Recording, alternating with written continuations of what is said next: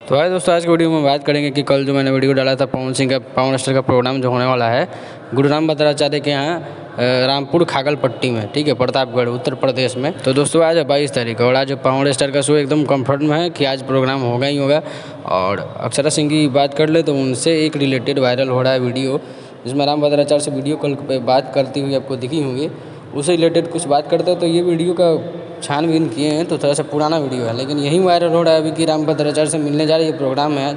जैसे कि आप लोग जानते हैं कि अक्षरा सिंह का भी प्रोग्राम वहाँ पे होने वाला है, स्मृति महोत्सव जो है वहाँ पे रामपुर खागलपट्टी में।